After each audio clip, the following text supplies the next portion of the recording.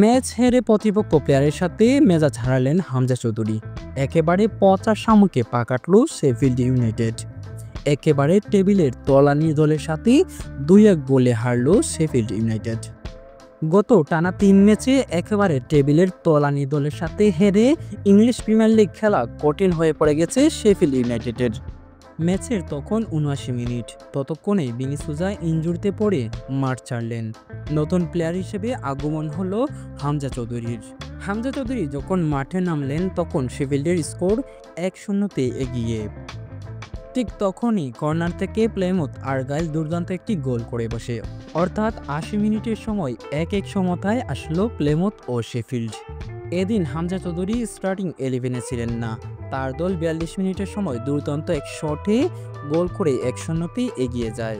৭৮ minute পর্যন্ত ১-০-তে এগিয়ে থেকে খেলা ধরে রেখেছিল শেফিল্ড, কিন্তু পরের ১০ মিনিটে ২টি গোল হজম করে শেফিল্ড। ৮৮ মিনিটের সময় তিজানির দুর্দান্ত এক শটে গোল হজম করতে হয় শেফিল্ডকে। শেষ পর্যন্ত ২-১ গোলে জিতে গেল প্লেমথ আর্গাইল। আজকের ম্যাচে শেফিল্ড ইউনাইটেডের পারফরমেন্স কেমন ছিল? ৮টা শট করেছে, 3টা শট অন টার্গেটে ছিল, ৭০% বল পায়ে রেখেছে, পাস দিয়েছে ৪৮২। তবুও শেফিল্ড ইউনাইটেড শেষ ১০ মিনিটে ২টি গোল হজম করে ম্যাচ হেরে গেল। পয়েন্ট টেবিলের একেবারে তলানি দলের সাথে ম্যাচ হারল শেফিল্ড ইউনাইটেড। এই হারে শেফিল্ডের ইংলিশ প্রিমিয়ার লিগ খেলা অনেক কঠিন হয়ে পড়েছে।